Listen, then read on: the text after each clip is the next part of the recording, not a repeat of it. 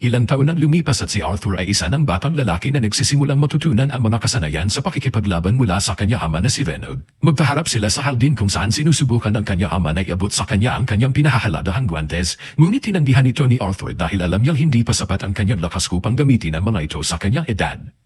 Sa halip ay kinuha niya ang isang kahoy na espada at gayon din ang ginawa ng kanyang ama at agad na umaksyon si Arthur. Sinusubukang ilunsad ang tatlong magkakasunod na atake sa kanyang ama, ngunit mas malakas ang kanyang ama at madaling naharangan ang bawat isa sa kanyang mga atake.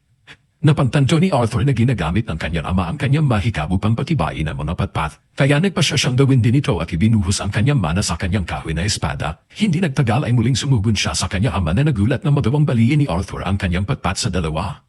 Ngumiti si Arthur at ipinahayag na mas maganda ang kanyang kahoy kumpara sa kahoy ng kanyang ama. Ngunit sinabi ng kanyang ama na mas mahalaga ang tibay at gayon paman ay napagtanto ng kanyang ama na si Arthur ay isang henyo, kaya nagpasya siyang kausapin ng kanyang asawa tungkol sa pagpapadala kay Arthur sa labas ng bayan para mag-aral sa isang tunay na guro.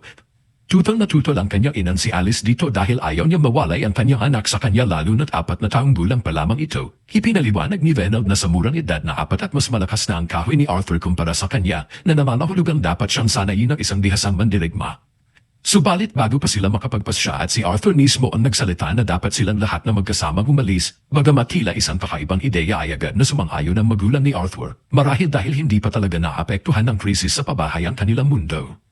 Makalipas ang ilang araw ay dumating ang mga dating kasamahan ni Alice at Renaud upang maglakbay kasama nila. Ipakilala ni Arthur ang kanyang sarili sa kanilang lahat at ang dating pangkat ng kanyang mga magulang ay binubuo ni Adam ang leader, si Angela ang may malaking dibdib na babae, si Der ang pangkaraniwang itsurang lalaki, si Helen ang mamamana, at si Jasmine, ang kakaibang batang babae na tila may pagdududa kay Arthur sa hindi malamang dahilan.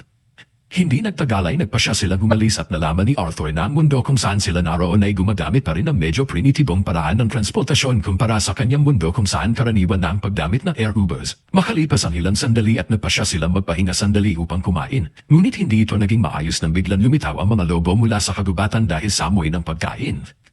Agad na kumilos si Jasmine at kinuha ang kanyang 2 daggers at lumundag sa labanan. Tinatabas ang bawat lobong lumalapit sa kanya at samantala ay sina Renaud, Adam at Helen ay nakapatay din ng ilang lobo gamit ang kanilang mga sandata. Samantala ay ginamit ni Der at Angela ang kanilang mahika upang tuluyang wasakin ang natitirang mga halimaw. Nang gabing iyon sila ay nagpiging sa laman ng mga halimaw at makalipas ang ilang sandali, napansin ni Alice na dumudugo pa rin ang braso ni Renaud at nagpasya siyang gamutin ito. Agad na tumayo ang iba pang mga kasapi ng pangkat mula sa kanilang mga pwesto at bumuo ng protective circle sa paligid nila na nagtaka kay Arthur ngunit di nagtagal ay nalaman niya na si Alice ay isang napaka-espesyal na salamang kere na may mahiwagang kakayahan sa pagpapadaling na bihirang-bihira. Dahil sa bihirang kakayahan ito ay laging nasa panganib si Alice na makuha at isa ito sa mga dahilan kung bakit sila lumipat sa kanayunan upang manatiling hindi napapansin at sa kabutihang palad. Walang problema ang mahika ng pagpapagaling ngunit pagkatapos nito, nagpasya si Adam na kailangan niya ng ehersisyo at hiniling kay Arthur na mag-ensayo kasama siya. Sumang-ayon si Arthur sa pagsasanay habang binalot ni Adam ang kanyang matalas na sibat ng tela upang maiwasan ang anumang pinsala. Handa na sila para sa sesyon ng sparring at pinuno nila ang kanilang mga sandata ng mana at sa pagkabigla ni Adam, si Arthur ang unang gumawa ng hakbang habang ginagamit niya ang mahika upang mapataas ang kanyang bilis. Gumalaw siya ng kasing bilis ng kidlat papalapit kay Adam bago mawala at lumitaw sa likuran niya na ikinagulat ni Adam. Sa kasamaang palad ay nadulas si Arthur na nagbigay ng pagkakataon kay Adam na makabawi. Hindi nagtagal sila ay nagsimulang magpalitan ng mga mabibigat na galaw. Nagulat ang lahat sa bilis ni Arthur subalit sa huling sandali, siya ay naitapon sa ere dahil sa kanyang magdaang katawan at napilitan si Angela na iligtas siya gamit ang kanyang mahika ng hangin. Mahinahon siyang lumapag sa lupa sa ibaba habang sinisimulan ng ibang mga kasapi ng grupo na pagsabihan si Adam dahil sa pagiging labis laban sa isang bata.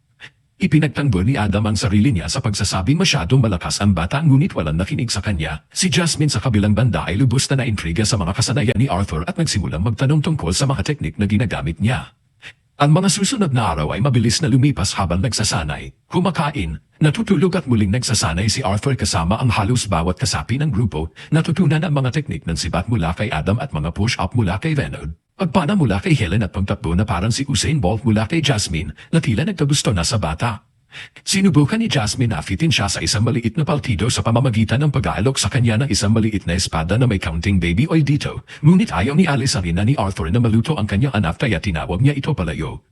Hindi nagtagal ay ipinagpatuloy nila ang kanilang paglalakbay sa mga karwahe nang bigla silang napilitang huminto sa ilang mahiwagang pangyayari. Bigla ang umulan ng mga palaso patungo sa kanila at agad na napagtanto ni Arthur na sila ay inaatake ng mga bandido. Agad na tumalon sina Der at Adam sa harapan ng mga karwahe habang ginamit ni Angela ang kanyang mahika ng hangin upang itaboy ang lahat ng paparating na mga palaso. Habang sumisilip si Arthur palabas at natuklasan niyang napapalibutan sila ng mga bandido mula sa lahat ng panig. Inutusan ng panit na pinuno ng mga bandido ang kanyang mga tauhan na huwag saktan sina Alice at Arthur at alisin ang lahat ng iba pa dahil maaari silang ibenta sa mataas na halaga at sumigaw sa pagsang-ayon ng mga bandido at tumalon sa zona ng labanan kung saan isa-isa silang nagluluto sa mga kamay ni Renaud at ng kanyang pangkat. Isa-isa ring sinimulang wasakin ng bawat miyembro ng pangkat ang mga bandido. At alam ni Arthur na mas malakas ang kanyang pangkat sa individual na batayan, ngunit nagsimula ang problema ng subukang lamunin ng mga bandido ang pangkat sa pamamagitan ng dami ng kanilang bilang. Nagsimulang mapagod ang mga kasapi ng pangkat sa walang tigil na labanan at habang ang pinuno ng mga bandido ay nakipaglaban ng isa sa isa kay Renaud at itinulak siya sa kalwahe kung saan naroon si Arthur. Nasira ang kalwahe habang mabilis na sinubukan ni Alice na tulungan si Renaud. Ngunit sinabi niya sa kanya na huwag gamitin ang kanyang mahika dahil lalo lang itong magpalala sa sitwasyon. Tumayo si Renaud at sinabihan si Arthur na dalhin ang kanyang ina sa ligtas na lugar habang haharapin niya ang pinuno ng mga bandido. Bagaman gusto ni Arthur na lumaban at inaangkin niyang sapat na siyang malakas upang hawakan ang mga ito, sumigaw sa kanya ang kanyang ama na gamitin ang kanyang lakas upang protektahan ang kanyang ina dahil mayroon itong dinadala sa sinapupunan. Nagtaka si Arthur kung kailan nangyari ang pagkakataon para magawa iyon, ngunit nagpa siya pa rin siyang tumakas kasama si Alice. Sinubukan ng pinuno ng mga bandido na habulin sila at habang patuloy na tumatakbo si Arthur, muling inatake ni Renaud ang pinuno ng mga bandido na pinilit siyang ipagtanggol ang kanyang sarili. Bagamat nagpapatuloy si Arthur sa pagtakbo ay hindi nagtagal ay natagpuan niya ang kanyang daan na hinaharangan ng maraming kaaway. Sa kabutihang palad ang kanyang mga kasamahan sa pangkat ay mga profesional at nagawa nilang isa-isang alisin ang lahat ng mga bandido sa kanyang daan. Pinasalamatan ni Arthur ang kanyang mga kasamahan sa kanilang tulong at nagpatuloy sa pagtakbo ng buong bilis nang bigla silang maambush ng isang salamangtero na inatake sila gamit ang kanyang mahika ng hangin. Nagpasya si Arthur na itulak ang kanyang hina sa kaligtasan habang siya mismo ay tinamaan ng malaking pinsala na nagtulak sa kanya pataas sa ere at sa ibabaw ng bangin na nagpasya siya na hindi siya mamamatay ng mag-isa at inihagis ang kanyang kutsilyo na nakatali sa isang lubid sa kanya umaatake. Hinihila ito pababa kasama niya. Agad na sinubukan ni Der at Angela na gamitin ang kanilang mahika upang iligtas ang batang si Arthur habang sumisigaw ang kanyang hina sa kanyang pangalan na may luha sa mga mata. Sa lahat ng oras na iyon ay nakadama si Arthur ng kapayapaan na parang nakamit niya ang isang bagay. Nagtataka siya kung ito ba ang pakiramdam ng kaligayahan nang bigla siyang mapaluha ng maisip niya na magiging kuya na sana siya. Ngunit na iyon ay nawala na ang pagkakataong iyon.